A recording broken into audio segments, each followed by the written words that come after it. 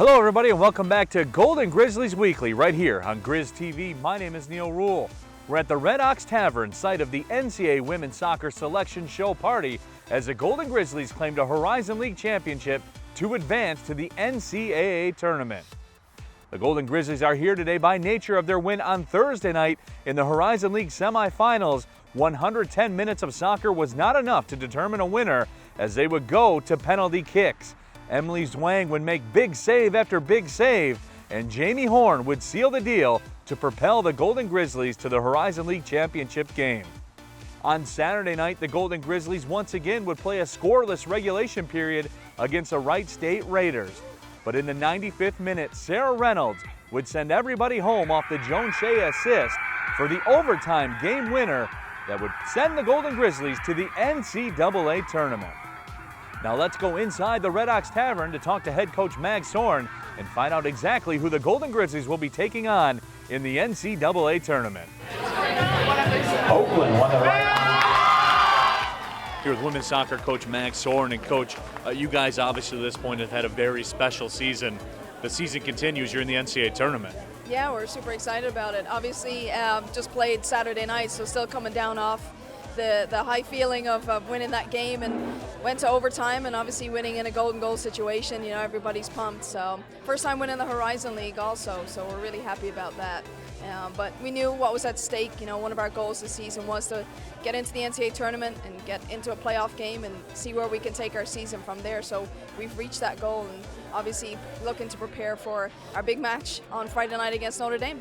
And speaking of Notre Dame, your opponent in the first round of the NCAA tournament, what do you know about Notre Dame right now? Because a lot of times these tournament situations, these are opponents you're not really familiar with. As you stand right now, and obviously you'll get more familiar as it goes, but what do you know about Notre Dame right now? Well, I think obviously at this point, you know, it's too early to really get into too much detail with Notre Dame because we still have to do a lot of work on them. But obviously, you know, we played them last year, so fairly recently, and got beaten by them at their place. So the good thing is that we're very familiar with being there because we've been there so recently. And obviously our sophomore through senior class will have had that experience of going there and playing. So it's not going to be new to us. We know they're obviously going to be a very strong side, and deservedly so. They're hosting a first round game, but we're happy to go there. It's not too far away from us. So in terms of the travel arrangements and getting there, it's really not going to be too much of a factor for us. But obviously going to be prepared for a tough game. These guys can score goals. They're tough to score against. We know that. But we're going to have to put a game plan together worthy of this game and see what we can do on Friday night. But the girls are obviously super excited and haven't played them last year. Fresh in our minds that, you know, we did lose to them. Yeah, she'll be tested mightily by Notre Dame.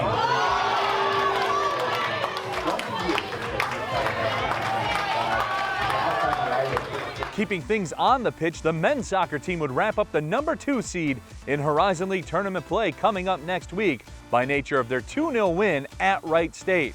Matt Ricard would net the game winner, and Austin Ricci would score his league-leading 7th goal of the year in the 2-0 blanking of the Raiders. In the pool on Friday night, the Golden Grizzlies women's swimming and diving team would score a big win over Duquesne. Nikki Flynn and Rachel Waite would collect 3 individual titles apiece as the Golden Grizzlies rolled to the win. On Saturday, both sides would be in action in the water, this time at Eastern Michigan, but the Eagles would prove to be too much for the Golden Grizzlies as they would defeat Oakland on both the men's and women's sides.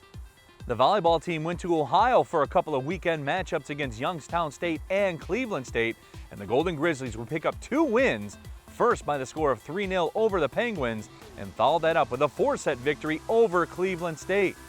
Sierra Schultz will break 2 school records for career assists and sets played in the win over the Vikings.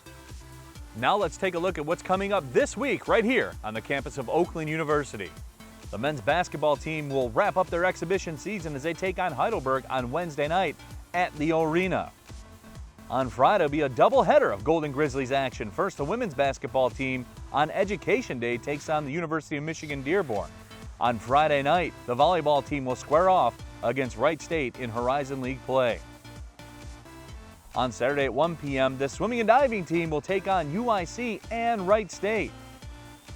Saturday at 4 p.m., the volleyball team will wrap up Horizon League regular season play against Northern Kentucky. And on Sunday, the women's basketball team will take to the court against Central Michigan. And now it's a time you've all been waiting for, the top 3 plays of the week. At number 3, Jamie Horn would end things on Thursday night with this PK goal against Northern Kentucky, putting the Golden Grizzlies in the championship finals. At number 2, Emily Zwang would go vertical to make the save in the PK shootout.